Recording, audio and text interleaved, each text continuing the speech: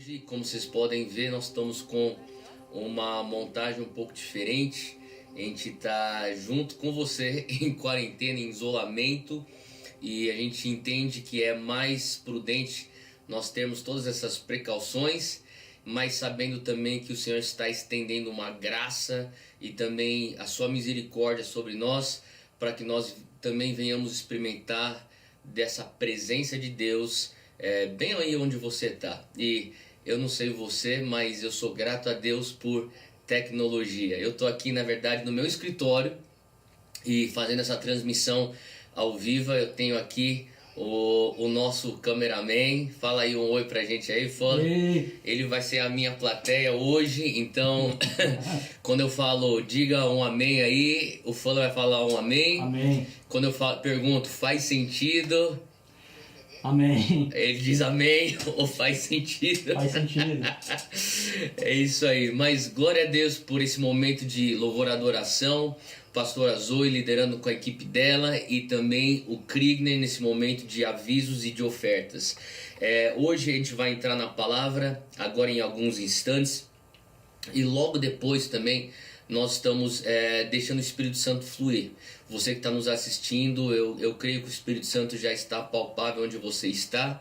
E nós também queremos permitir com que isso venha a ser algo para esse momento. Não simplesmente uma coisa que vai ficar arquivado, guardado, e isso também tem o seu valor para depois você assistir, mas eu creio que tem algo que Deus quer liberar sobre a nossa igreja hoje, sobre a Zion Church hoje. Eu sei que nós temos também aí o pessoal de Zion lá em Recife, pastor André Tanaka e todo o pessoal da liderança lá, com a Giovana, o Velhinha, Vanessa Dantas, também tá lá em Recife, o Henrique e a Hélida Nunes. Essa liderança da igreja de Recife é um povo muito precioso e eles estão sintonizados com a gente hoje também neste culto, e eu sei que é a mesma palavra que vai estar saindo, porque é o mesmo Espírito que vai fluir tanto aqui para nossa igreja em todos os cantos de São Paulo, como também lá em Recife. Mas antes de nós entrarmos na palavra, eu quero nesse mesmo Espírito continuar em oração e pedir a presença de Deus que venha se intensificar. Eu sei que você foi abençoado. Quantos aqui foram abençoados pela administração da Zoe e toda a equipe dela de louvor? Quem foi abençoado aí? Amém. Amém. É isso aí, foi uma bênção e nós vamos continuar nesse mesmo espírito. Então, vamos orar. Pai, nós te agradecemos por esse dia, nós te agradecemos porque o Senhor não está restrito a um prédio. O teu Espírito Santo, ele está se movendo, ele tem liberdade. E nós hoje reiteramos: Espírito Santo, tenha liberdade total nas nossas casas, nas nossas famílias, em nossas vidas hoje. Espírito Santo, fala conosco. Espírito Santo, nos traz a tua convicção, nos traz o teu consolo, nos traz a tua presença manifesta, o teu abraço hoje. É o que nós pedimos, e que enquanto nós entramos na palavra, o Senhor venha nos ajudar. O Senhor, que é o Paracletos, venha nos ajudar a realmente entender as verdades que o Senhor tem para realmente edificar nossa fé hoje. Em nome de Jesus. Amém. Amém? Amém? Amém. Amém. Vamos lá. O Fuller está ajeitando aqui alguns detalhes, mas a gente vai entrar diretamente na palavra. Eu queria que você abrisse comigo no livro de Êxodo. Abre comigo aí no livro de Êxodo, e eu vou estar lendo aqui algumas, na verdade, 3 versículos ou 3 passagens de Êxodo. Mas antes eu gostaria simplesmente de dizer aquilo que eu tenho sentido de Deus, que representa esse momento que nós estamos tendo como nação, como igreja. Na verdade, nós estamos tendo isso como o globo terrestre. São pouquíssimas as nações que não estão sendo afetadas por essa pandemia. Eu estava orando há uns 2 dias atrás, em uma busca com o Senhor, e eu perguntava: Pai, o que é que está acontecendo? Eu sei o que os fatos dizem que está acontecendo, eu sei o que a imprensa está noticiando que está acontecendo, mas da tua perspectiva, o que é que está acontecendo? Sabe, eu vejo assim, em questão de 5 semanas, um contraste tão radical. Há 5 semanas, hoje mais ou menos 6 semanas atrás, no dia 8 de fevereiro, nós estávamos lá no estádio do Morumbi, também no Allianz Parque, no estádio do Mané Garrincha com o The Sand Brasil. A Zion Church assim, profundamente envolvida. A maior parte dos voluntários do The Sand Brasil vieram da Zion. Obviamente tivemos muitas outras igrejas parceiras doando também seus membros como voluntários. A gente é muito grato a isso, mas realmente eu quero parabenizar a Zion Church, porque a Zion realmente abraçou isso com senso de propriedade, e foi algo que não é para nossa igreja apenas, mas foi para nossa nação e para uma geração inteira. Foi algo marcante, histórico, para a honra e glória do nosso Senhor Jesus. E logo na sequência, 5 semanas depois, a gente começa o início de uma pandemia que hoje está literalmente ao redor do mundo, e nos perguntando: Deus, o que está acontecendo? Eu sei que as coisas não saíram do teu controle, eu sei que Deus não foi pego de surpresa. Talvez a gente foi pego de surpresa, mas Deus nunca é pego de surpresa. E Deus, então, o que o Senhor está permitindo com tudo isso? E eu senti uma frase que o Senhor falou comigo: é um tempo técnico, é um tempo técnico. Hoje o título da minha mensagem é um tempo técnico. Eu não sei se você lembra de alguns campeonatos de futebol, você que assiste futebol. As pessoas falam que eu tenho sempre esse hábito de ficar dando o exemplo de futebol, mas sabe, em momentos onde a temperatura, o verão era tão brutal, violento, aquele verão de até trazer uma desidratação para um atleta profissional, alguns jogos de futebol aqui no Brasil foi permitido a ter um tempo técnico. Não era só no intervalo do primeiro e segundo tempo, era na verdade no meio de um dos tempos. Havia um tempo técnico onde os jogadores eles vinham para o banco de reservas e eles recebiam águas, eles se hidratavam, e naquele mesmo momento onde eles estão se hidratando, eles estão recebendo instruções do técnico, do líder da equipe, daquele coach, que é o cara que tem a visão global ou visão geral da equipe no campo. E o Senhor começou falando comigo: eu tenho a visão global, eu tenho o big picture, eu tenho a visão do todo, e eu estou chamando hoje e aproveitando isso para um tempo técnico. E eu sei que talvez a gente não entenda: Deus, será que eu precisava desse tempo técnico? Esse tempo técnico talvez não é a coisa mais confortável. E eu, de maneira alguma, eu quero deixar isso bem claro, de maneira alguma eu estou aqui querendo sugerir que esse tempo técnico ou essa pandemia é algo que foi enviada por Deus. De maneira alguma. Eu creio que isso aqui são resultados de um mundo falido que vivemos. Desde o Éden, quando o pecado entra no mundo e começa a corromper uma criação perfeita que Deus tinha nos dado. Quando ele entrega a criação a Adão, ele diz: isso é bom. E ele faz Adão e diz: isso aqui é muito bom. Ele nos entrega uma criação impecável. E depois, com as nossas decisões, permitimos então que o pecado entrasse para trazer uma deturpação para tudo aquilo. E nós estamos vivendo hoje consequências de um mundo que está falido, onde jaz o pecado, o maligno. Mas eu creio que mesmo assim o Senhor não permite com que isso venha sair do seu controle, e Ele mantém a gente no centro da sua perfeita vontade, mediante a nossa obediência e a nossa escolha. Agora, nesse momento onde existe uma crise, um desespero, uma pandemia no mundo, eu creio que o Espírito Santo, ele é um expert em transformar situações negativas para serem situações que vão impulsionar os propósitos e a vontade de Deus em nossas vidas, se assim nós permitimos. E eu creio que, assim como José disse aos seus irmãos: aquilo que você intentou para mal, Deus transformou para o bem. E eu creio que esse momento de pandemia, Deus está aproveitando para juntar o seu povo, juntar a sua equipe, a sua eclesia e falar: gente, vamos entrar aqui enquanto vocês renovam suas forças. Aqui estou hidratando vocês estão no calor da batalha aí do campo. Escuta o que eu tenho para te dizer e daqui a pouco eu vou te enviar. É isso mesmo. São 3 fases que eu gostaria de falar sobre esse tempo técnico. Deus está nos posicionando para dentro do banco de reservas. Ele está nos chamando para dentro. E depois ele vai nos dar instruções, nos mostrar, e depois ele vai nos reenviar. E então essas 3 fases é o que eu quero falar hoje com a gente. E a primeira fase, ou meu primeiro ponto, é: Deus nos põe no banco. Se você estiver anotando aí, a mensagem é, novamente, um tempo técnico. E o primeiro ponto dessa mensagem é: Deus está nos pondo no banco. Deus nos põe no banco.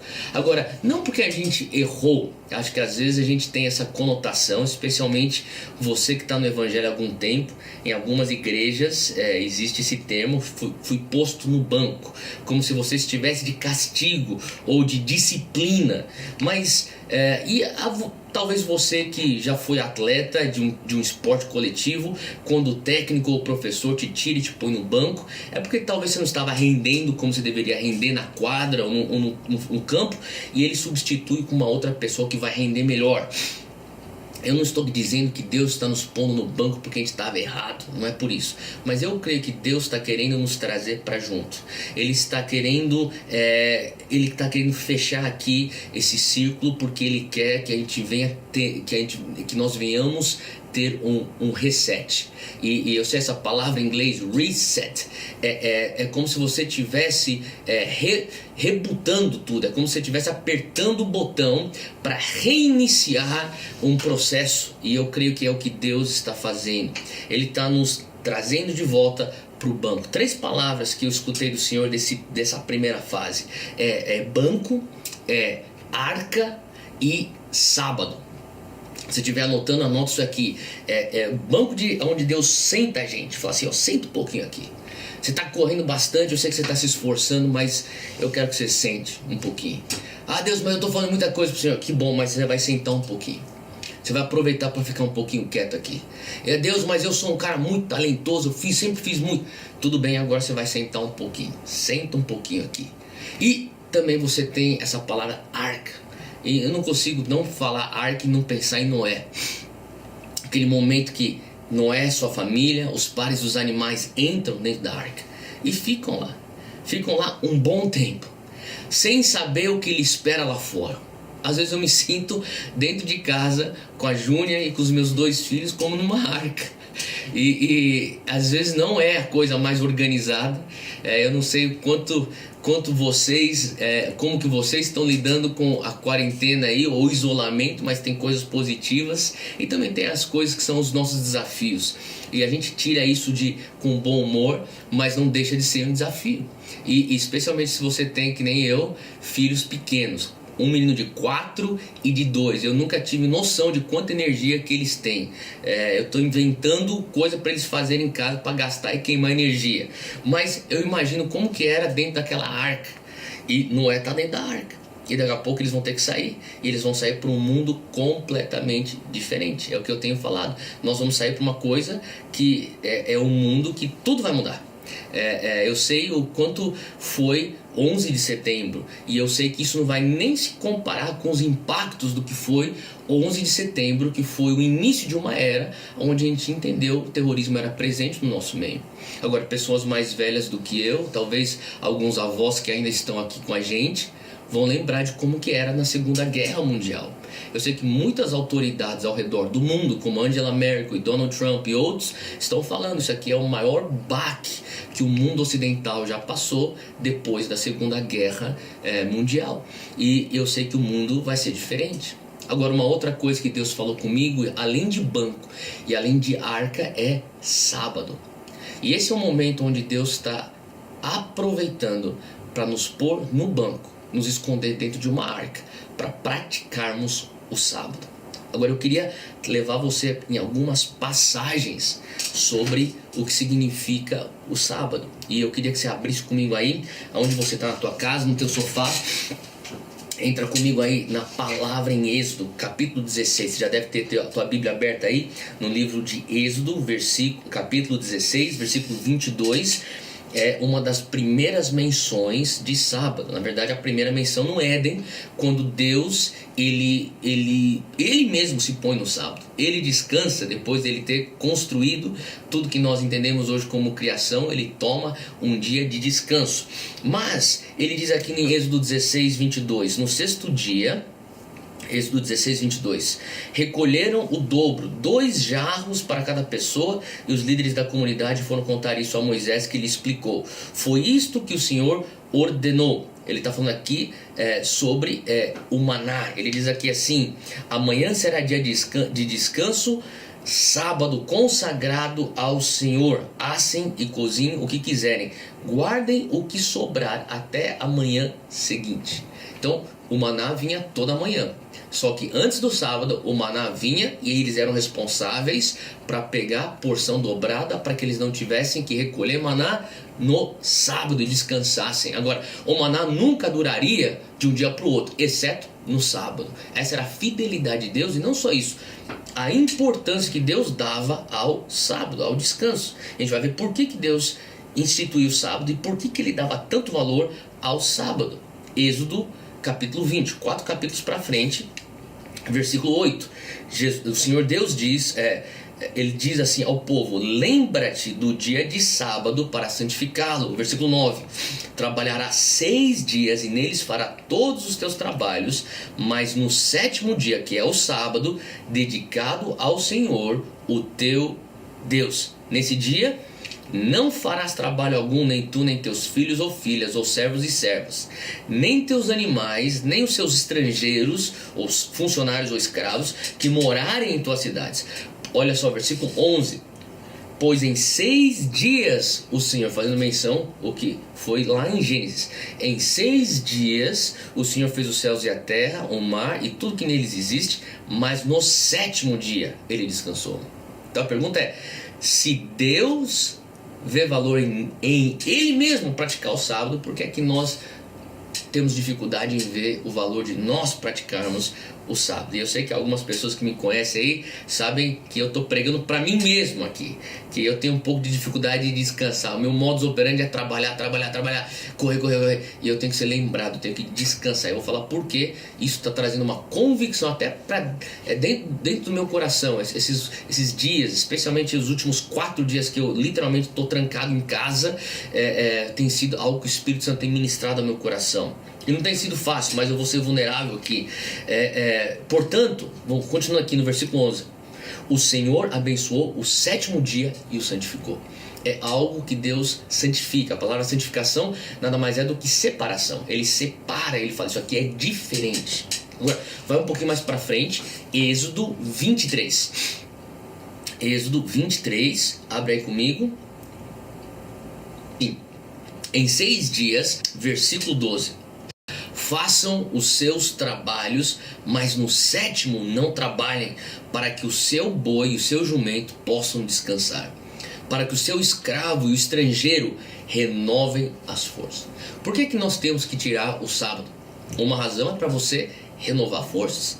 Sabe, nós não fomos feitos para pensar que nós fomos feitos à imagem e à semelhança de Deus.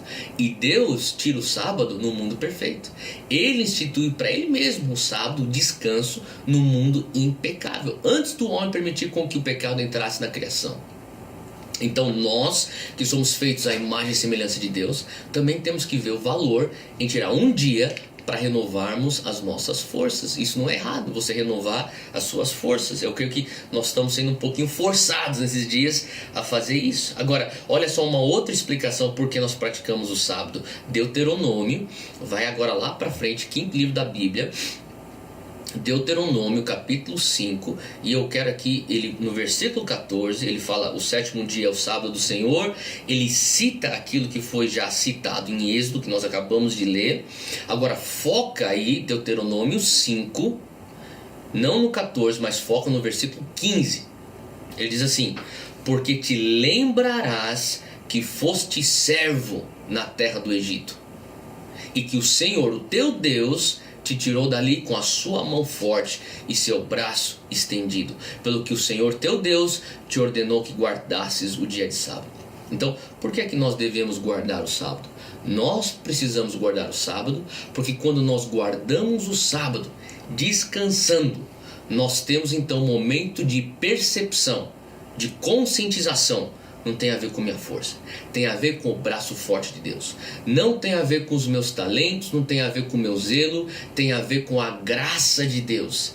E quando você começa a perceber, Deus, eu só tenho a liberdade, que nem o povo de Israel, de praticar o sábado, porque o Senhor com seu braço forte, com a sua mão poderosa, me tirou do Egito, da escravidão, e me põe agora num lugar onde eu posso descansar. Sabe, é algo extremamente que traz convicção e humildade aos nossos corações, quando nós vemos que as coisas estão acontecendo quando nós estamos descansando. Quando nós vemos a mão de Deus operando e nós obedecendo sentado no banco e Ele continuando a operar. Nós presos talvez dentro de uma arca e Ele continua a fazer o que Ele vai fazer em nossas vidas. Traz para nós a consciência: o que sou eu sem Deus? Eu preciso dele, eu não posso me esquecer, eu preciso me lembrar que antes eu era escravo na terra do Egito e que Deus é quem me tirou de lá com sua poderosa mão. E se Deus me tirou de lá com sua poderosa mão, é Deus que me sustenta hoje com sua poderosa mão.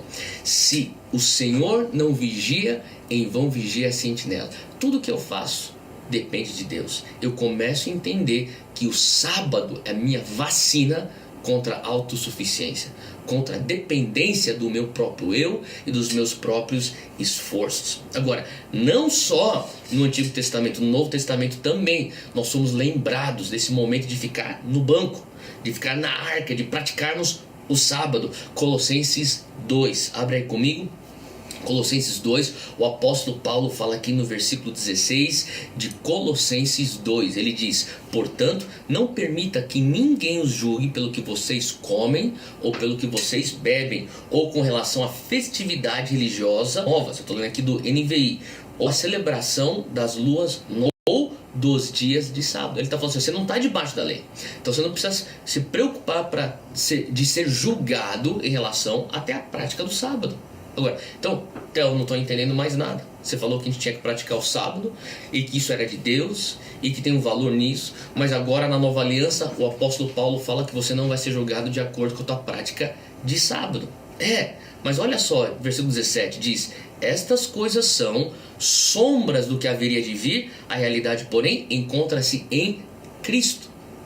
A prática do sábado, ou o princípio do sábado, na verdade, ele era algo que já apontava para o nosso descanso em Cristo. Agora, isso não isenta os valores e os benefícios que causa numa pessoa que pratica o sábado. E eu realmente creio que quando a gente começa a entender a nova aliança, nós está escrito aqui: o meu dos profetas em Cristo. Descanso é em Cristo, é isso que Paulo está falando. Você não vai ser julgado pela tua religião, tua religiosidade do sábado, mas você vai entender o princípio, você vai praticar o princípio. Agora, olha só, Hebreus 11, o autor de Hebreus, seja ele quem for, ele está falando assim, capítulo 11, Hebreus 11, versículo 9, ele diz assim: assim ainda resta, eu estou aqui em Hebreus 11, 9, assim ainda resta um descanso sabático para o povo de Deus, pois todo aquele que entra no descanso de Deus também descansa das suas obras, como Deus descansou das suas. Olha só, ele também fala, Deus também praticou o sábado. Quando você entra no descanso de Deus, você descansa das suas obras. Mas isso não está querendo dizer do teu trabalho das 8 às 17 ou 8 às 18 horas da manhã, do dia. Está dizendo das suas obras, de querer praticar obras para você herdar sua salvação. Versículo 11: portanto, esforcemo-nos por entrar nesse descanso, para que ninguém venha cair seguindo aquele exemplo de desobediência. Então, deixa eu resumir. Nós éramos uma geração escrava. Hoje nós não somos. Em Cristo entramos no descanso. Que descanso? O descanso de sermos o povo peculiar, de sermos a geração eleita, uma nação separada, uma nação santa. É isso que nós somos. Agora, existem os benefícios do sábado. E esses benefícios do sábado, eu creio que nós estamos aprendendo hoje. É o momento onde nós falamos assim: Pai, nós permitimos que o Senhor venha resetar os nossos valores. Sabe, o sábado é o momento de você olhar para dentro. O sábado é o momento de você fechar as portas de casa, pôr tua família lá e você começar a olhar para dentro, não só na tua família, mas isso também reflete no teu coração. Uma das coisas que eu escutei de Deus para nós, Zion Church, é que Deus quer resetar algumas coisas nos nossos corações.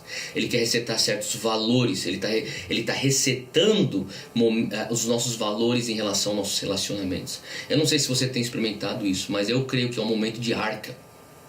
É um momento onde nós estamos sentados diante do nosso professor, do nosso mestre, do nosso pai, do nosso coach, do nosso líder, aquele que nos ajuda, o Espírito Santo.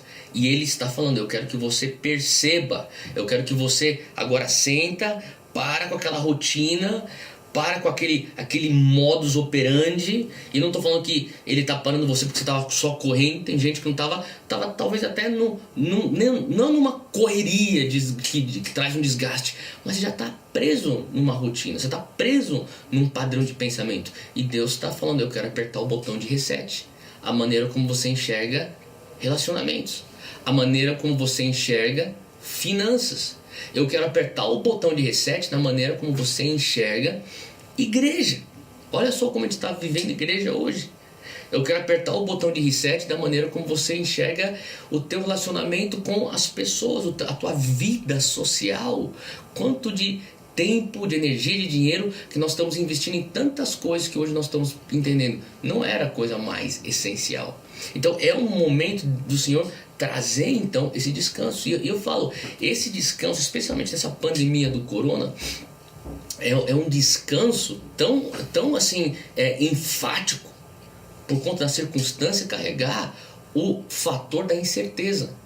Sabe, se você entrasse para dentro da tua casa e falasse assim: olha, eu vou ficar aqui 5 dias. Você pensa: eu consigo ficar aqui 5 dias.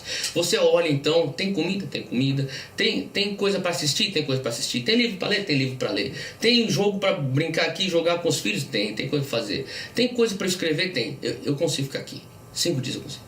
Não. Você vai ficar aqui 4 semanas. 4 semanas? Então vamos botar mais comida aqui na geladeira. Vamos pôr mais coisa para fazer. Consigo. Só que a gente não tem esse luxo. Nós não sabemos quanto tempo. Nós não sabemos se isso vai terminar daqui a pouco, lá para frente. Existe incerteza. E nessa incerteza, se você não põe teu coração no descanso do Senhor, você começa a ficar ansioso. Então eu creio que Deus está realmente nos levando nessa pandemia do corona. Agora, para pensar essa palavra corona. Eu conversava ontem à noite com a Júnia sobre isso. Corona. Por que corona? Agora, eu sei que deve ter outras razões, só que eu, pensando nisso, o Espírito Santo começou a falar comigo. O que significa corona? Para quem não fala espanhol, corona é coroa. E a palavra coroa, sabe, o que te remete? A algo que vem sobre a cabeça da realeza. Nós somos a realeza. Eu fiquei entendendo que, sabe, Deus está nos alertando, sabe, isso aqui é um vírus, mas existe por trás um espírito nisso. E é um espírito que quer vir para instalar medo aqui dentro. Se a coroa aqui, a gente não vai permitir. A gente não vai substituir essa identidade de realeza santa, de sacerdócio real que nós somos, para permitir com que o medo venha a ser instalado em nossas mentes, para começar a afetar os nossos sentimentos. Então eu quero que você entenda que às vezes é um momento que Deus está te pondo para sentar no banco, para você ficar dentro de uma arca, para você praticar de uma maneira obrigatória o sábado, para que você venha começar a perceber certas coisas, olhar e ter uma introspecção, uma percepção. O que está acontecendo aqui dentro? Quais são os meus valores? Sabe, o sábado está nesse momento fazendo uma sondagem, assim como nós pedimos. O Espírito Santo venha sondar o nosso coração. O Salmo 51 é famoso quando Davi, depois de ter pecado, ele pede: sonda e vê em mim se há algum caminho mau. Sabe, eu não estou falando porque a gente está na quarentena, porque a gente pecou, mas vale você usar esse tempo e falar: Deus, sonda o meu coração. Sonda o que eu estou fazendo aqui na minha família. Existe algo aqui que eu preciso corrigir, que eu preciso recalcular a rota. É um momento de sondagem. Mas por que nós estamos sendo sondados? Diferente. Nós queremos sair daqui do Espírito Santo esse sábado. Porque nós queremos finado. Sabe por quê? Porque nós estamos saindo da arca para um mundo diferente. Sim, a gente não vai sair disso igual como nós entramos. Nós não devemos sair dessa pandemia da mesma maneira como entramos. Até porque Deus, na sua misericórdia, na sua graça, nos prepara para o novo que está por vir.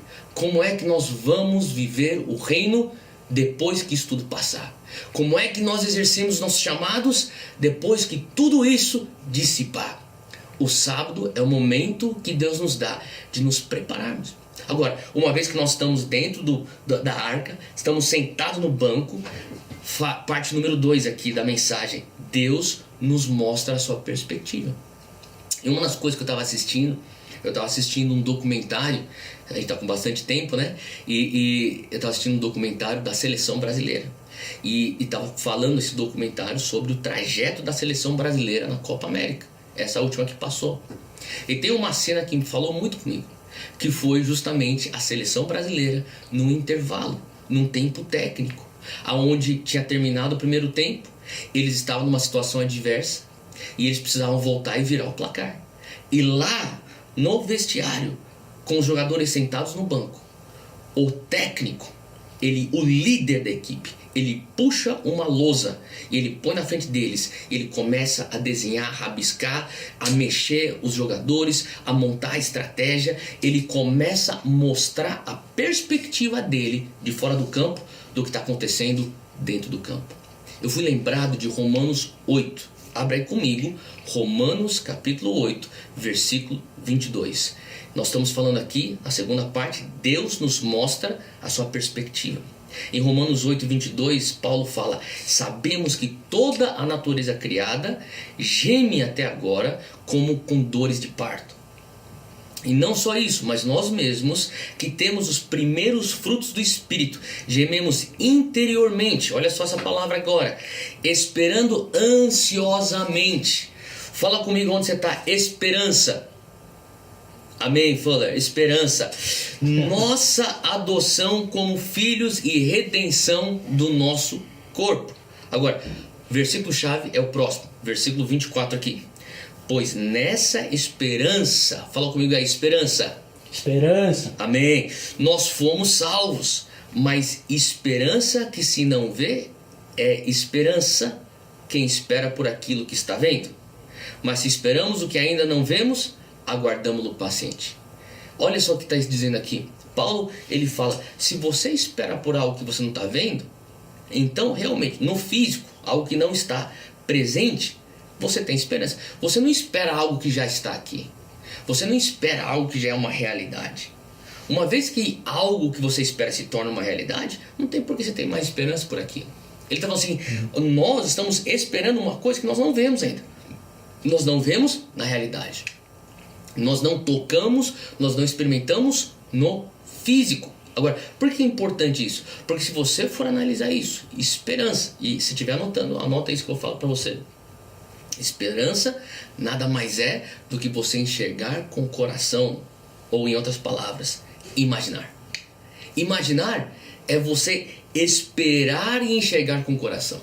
Sabe, imaginação e esperança são duas palavras muito conectadas, muito relacionadas. Isaías 26, abre aí comigo em Isaías 26, versículo 3. Isaías 26, versículo 3, olha só o que diz aqui. Ele fala: tu conservarás, tu, se referindo a Deus, tu conservarás em paz aquele cuja mente está firme em ti, porque ele confia em ti. Confiai no Senhor perpetuamente, porque o Senhor Deus é uma rocha eterna. Sabe, nesse momento que ele nos tira do campo, põe no banco, e começa, fase 2, mostrar a perspectiva dele. Ele está falando assim, olha, eu quero que você venha enxergar aquilo que eu estou enxergando. Eu, como a pessoa que estou fora do campo, que já te posicionei como eclesia, para você cumprir o propósito de vencer, eu estou enxergando algumas coisas aqui. Agora vem aqui, escuta que eu vou te falar e eu vou te mostrar. Enxergue, é isso que eu estou vendo. Enxergue a perspectiva. O que é você enxergar? Enxergar com o coração.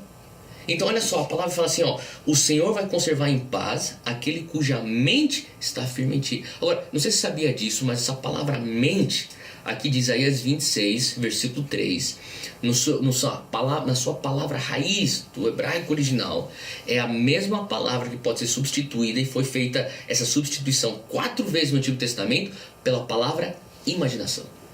É isso mesmo.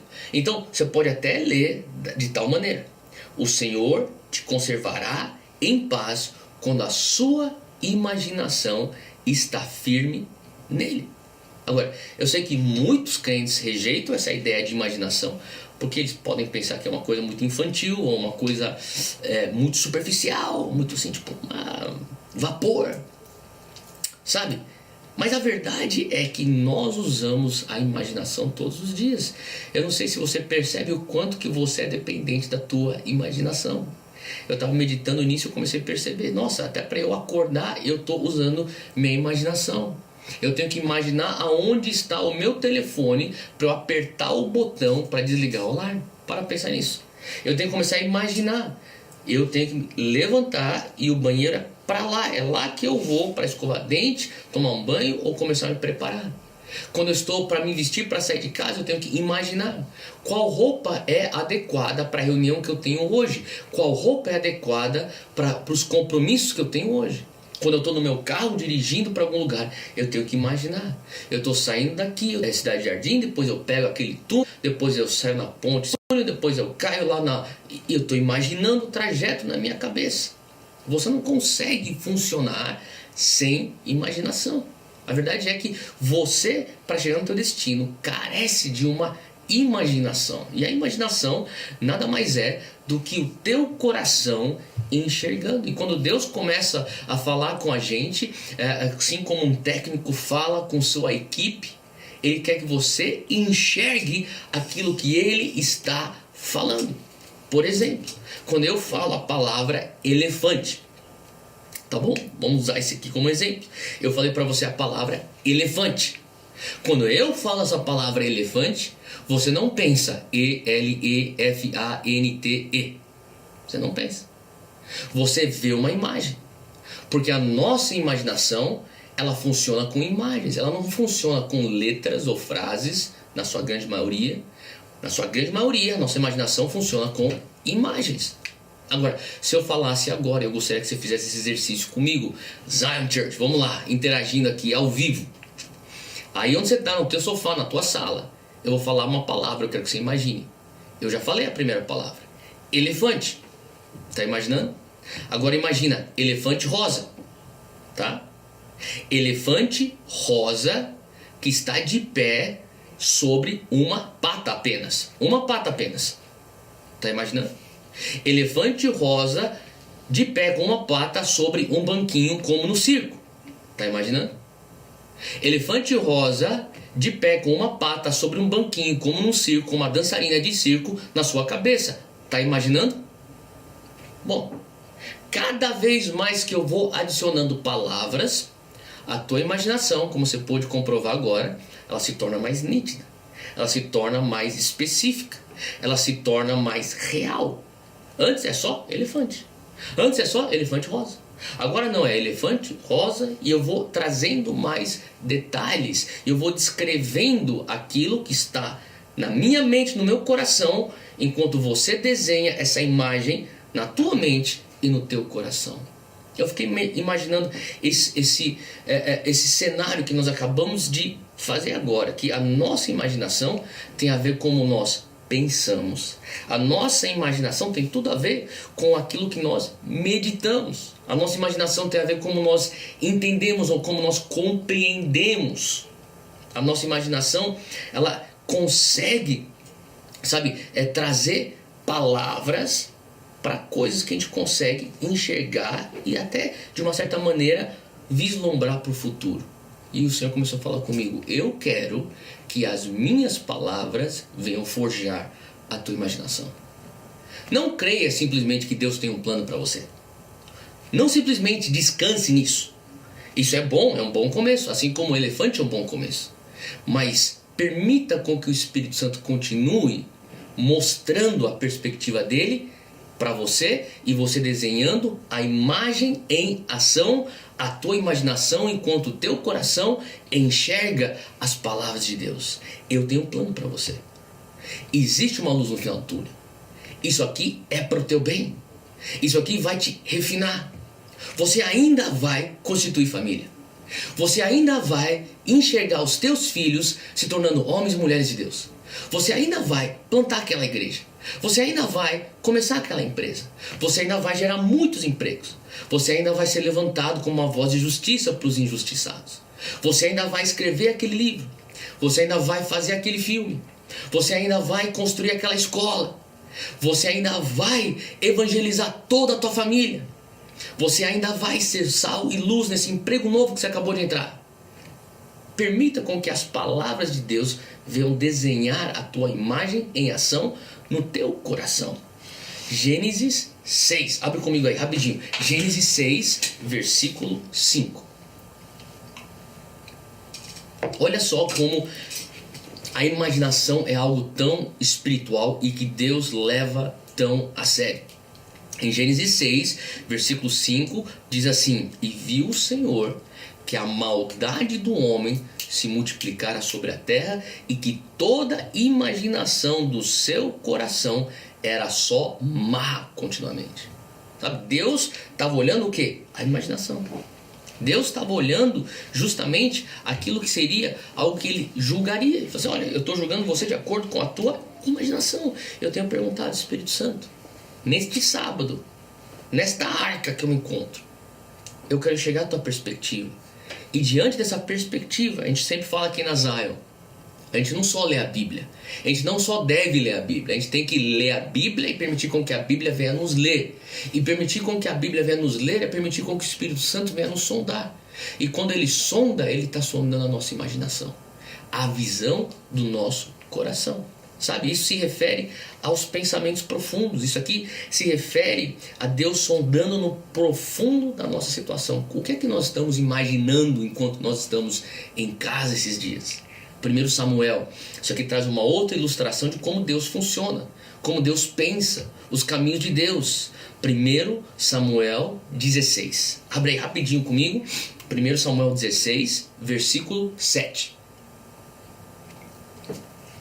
1 Samuel 16, versículo 7 diz assim: o Senhor, contudo, disse a Samuel: não considere sua aparência nem sua altura, pois eu o rejeitei. Deus está procurando aqui um rei para Israel. Samuel, o profeta, tem que ungir esse próximo rei. O Senhor não vê como o homem. O homem vê a aparência, mas o Senhor vê o coração. Deus está pedindo: olha, eu quero que você enxergue como eu enxergo. Mas nesse processo ele fala assim: eu estou vendo como você está enxergando. Eu tenho orado: Deus, por que o Senhor está enfatizando essa questão de imaginação no meu coração? Porque a esperança tem tudo a ver com imaginação. E sabe, esperança é mais do que você simplesmente querer que as coisas vão dar bem. Eu sinto que as coisas vão dar bem. Eu espero que as coisas, que tudo se resolva e que tudo vai ficar bem. Não, eu estou falando de uma coisa mais espiritual do que isso. Uma esperança mais profunda do que isso. Sabe, a verdade é que quando você enxerga com o teu coração, quando você enxerga com os olhos do teu coração os planos e os direcionamentos de Deus, você consegue então esperar pacientemente no Senhor, para que Ele venha cumprir aquilo que Ele falou que Ele vai fazer. Sabe, quando você começa a enxergar o que o técnico está mostrando para você, que está no banco, é assim que você vai fazer, assim, você começa a enxergar aquilo. Romanos 8, versículo 25, a gente acabou de ler, vou repetir de novo. Mas se esperamos o que ainda não vemos, aguardamo-lo pacientemente. Você conseguiu enxergar, ainda não é realidade aqui, mas porque Ele falou e você escutou, Porque Ele mostrou e você entendeu. O teu coração enxerga uma imaginação e aquilo gera o que em você? Perseverança e paciência. Você fala assim, porque eu consigo enxergar. Mas se esperamos, a esperança, a imaginação, ela gera uma esperança que produz em você perseverança e paciência. Agora, eu vou terminar com esse versículo aqui, Provérbios 23:7, diz: porque como imagina em sua alma, vamos lá para o nosso último ponto. Entenda uma coisa, a tua imaginação, ela é neutra. A tua imaginação não é ruim ou boa, ela é neutra. O que vai fazer diferença é aquilo que você alimenta ela. Então o que é que você está alimentando a tua imaginação? Se for coisas negativas, infelizmente, muita coisa negativa que se alimenta a imaginação, você acaba botando fé e você empodera aquela imagem negativa e aquilo se torna uma profecia que se cumpre. Ou você pode falar, Deus, eu quero que as tuas palavras venham desenhar a minha imaginação, eu vou pôr fé naquilo, empoderar aquilo. Isso sim é esperança, e o melhor solo para que a fé venha empoderar para aquilo se torne então a realidade. Para quê? Porque chega no ponto número 3. E nesse ponto número 3, o nosso mestre, o nosso líder nos põe de volta no campo. É aquele momento onde a arca, ele encontra aquele monte Ararat, a terra seca, a pomba já nos dá o sinal, é o momento, o Espírito Santo já nos convence, é agora, a porta se abriu e nós entramos para uma nova etapa. Uma nova fase, é uma nova temporada para a tua família, é uma nova temporada para a tua vida, para os teus relacionamentos, é uma nova temporada para a tua vida financeira, é uma nova temporada para a tua vida social. Nesses momentos você começa a valorizar pessoas que você falou, eu não tinha que ter valorizado. Eu estava tão preso numa rotina, eu não dei atenção. Você começa a entender, eu vou tomar posturas diferentes. Esses relacionamentos, na verdade, estavam me ralentando de cor. Eu vou começar a tomar posicionamentos que eu tinha que ter me posicionado antes. Você está aprendendo isso, você está percebendo isso no banco, na arca, no sábado, enquanto você permite as palavras do nosso líder, o Espírito Santo, as palavras do nosso ajudador, o Espírito Santo, as palavras do Pai começarem a definir aquilo que nós vemos de perspectiva. E quando você começa a ver, número 3, Deus nos lança de volta ao campo. É isso que nós estamos falando. Eu acho interessante quando o Espírito Santo lança Jesus para o ministério.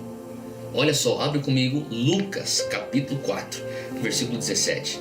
E continua aqui comigo, a gente está quase no finalzinho aqui. Lucas 4, versículo 17. Jesus está na sinagoga para começar o ministério. Foi-lhe entregue o livro do profeta Isaías. Versículo 17. Abriu, encontrou o lugar onde está escrito. Ele começa a ler. Jesus, obviamente, isso aqui é tudo proposital. Isso aqui não é coincidência. Isso aqui é algo que já estava no script. E Jesus está cumprindo o script, a profecia. Versículo 18. Ele profetiza, ele começa a profetizar aquilo que Isaías tinha profetizado centenas e centenas de anos atrás acerca dele mesmo. Ele fala assim no versículo 18: o Espírito do Senhor está sobre mim, porque Ele me ungiu para pregar boas novas aos pobres. Ele me enviou para proclamar liberdade aos presos e recuperação da vista aos cegos, para libertar os oprimidos e proclamar o ano da graça, ou o ano aceitável do Senhor. Depende da tua tradução aí. Que coisa incrível. Se você for ver, 5 ações que a unção do Espírito Santo capacita Jesus a fazer. De 5 ações, 3 delas, de maneira clara, são ações de declarações, de proclamação, de apregoar. A tua palavra declarando, a tua boca, a tua língua sendo usada para uma nova realidade, para dar o gatilho, dar o start, a fagulha de algo novo que Deus quer fazer.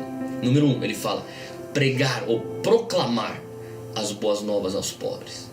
Para pensar nisso. Número 2, ele fala proclamar liberdade aos cativos. Olha só o texto. Número 3, recuperar a vista aos cegos. E alguns podem até argumentar que isso aí seria a 4ª proclamação. Você pode, ação nada mais é do que você anunciar, você declarar, você pregando, você está liberando algo. Logo na sequência, Pai nosso que estás no céu, santificado seja o teu nome. Na sequência, uma proclamação: venha a nós o teu reino. seja feita a tua vontade. Ele declara, ele apregoa, assim na terra como nos céus. Me lembra, sabe, que Jesus era aquela pessoa que estava para todo quanto é canto, pregando, levantando a esperança das pessoas. E eu creio que, sabe, o Senhor, eu quero terminar com esse versículo de Gálatas 3. Gálatas 3, abre comigo, Gálatas 3, versículo 5. Por que você tem que proclamar? Por que você tem que apregoar? Eu creio que por conta de Gálatas 3, versículo 5, diz assim: aquele, pois, que vos dá o Espírito e que opera maravilhas ou sobrenatural entre vocês, o faz pelas obras da lei ou pela pregação da fé? Olha só o que ele está perguntando, o apóstolo Paulo. Ele fala: aquele, pois, que vos dá o Espírito Santo e que opera milagres entre vós. Como é que ele faz isso? Ele nos põe uma pergunta aqui, o apóstolo Paulo. Você está vendo tudo aquilo que o Espírito Santo está fazendo, tudo aquilo que é o sobrenatural. O apóstolo Paulo pergunta: como é que você acha que isso aqui acontece? Você acha que isso acontece através do cumprimento de obras ou através da pregação da fé? Para pensar. Ele está falando, quando você... Obviamente nós sabemos a resposta é pela pregação da fé. Ele está falando que o escutar, se você estiver anotando, anota isso aqui. O escutar da pregação da fé é o que vai trazer transformação e os milagres. É isso que ele está falando. E você e eu, nós somos chamados, assim que esse negócio terminar, nós sairmos da arca, do banco, entendendo aquilo que as palavras de Deus falam acerca de nós, para sairmos para cumprir o quê? A pregação da fé. Porque quando nós pregamos, nós declaramos as boas novas aos pobres, quando nós declaramos aqui a liberdade aos cativos, quando nós declaramos visão aos cegos, quando nós declaramos liberdade aos opressos, quando nós declaramos o ano aceitável do Senhor, os milagres vão começar a acontecer, os planos deles vão continuar a se desenrolar e Deus nos prepara para um tempo como este. Então, onde você estiver, feche teus olhos. Eu quero orar com você agora. Eu quero clamar a Deus, que Deus vai estar nos trazendo hoje uma revelação nova desse tempo técnico, desse intervalo, dessa interrupção. Ano passado mesmo eu pregava sobre interrupções divinas. Eu não creio que o coronavírus foi um julgamento de Deus. Eu não creio que o coronavírus é Deus lançando algo para castigar a humanidade. Eu não creio nisso. Mas eu creio que Deus pode aproveitar isso.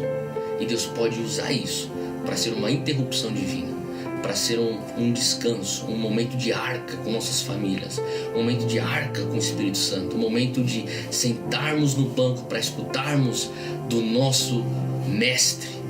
E Pai, eu oro agora para todas as casas, todos os lares, todos os membros da Zion Church, em São Paulo, em Recife, em qualquer outro lugar do mundo que eles estão escutando. Eu peço agora que o Senhor venha com o Teu Espírito Santo encher esses lugares agora. Encha o Espírito Santo. Se você é batizado no Espírito Santo, toma um tempo agora. Começa a orar no Espírito agora. Permita com que o Espírito Santo venha invadir esse teu ambiente, essa tua atmosfera agora. Espírito Santo, eu peço que o Senhor venha dobrar a tua presença. Eu peço que nessa atmosfera, o Senhor vai estar trazendo um esclarecimento, mais revelação, que nós estamos num momento de intimidade contigo. É um momento onde o teu Espírito Santo quer sondar os nossos corações, onde nós temos que resetar certos valores. Nós estamos abertos, Espírito Santo. Nós dizemos: faça em nós a tua vontade, não a nossa vontade, mas a tua vontade. Nós sabemos, Pai, que nesse momento nós estamos escutando as tuas palavras. O Senhor está querendo nos mostrar a tua perspectiva, e nós submetemos a nossa imaginação à tua verdade. Nós submetemos a nossa imaginação à tua perspectiva celestial. E nós dizemos: Pai, nos prepara para o momento onde o Senhor nos relança ao campo missionário.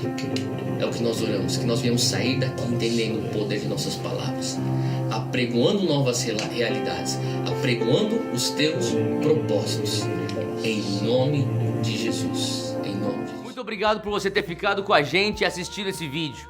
Eu também quero te encorajar a você clicar aí e se inscrever no nosso canal. Sendo assim, você vai receber todos os vídeos e conteúdos que nós temos, e eu creio que essas mensagens e outros vídeos vão poder te encorajar, te edificar e te acompanhar nesse crescimento espiritual que Deus quer gerar dentro de você. Deus te abençoe.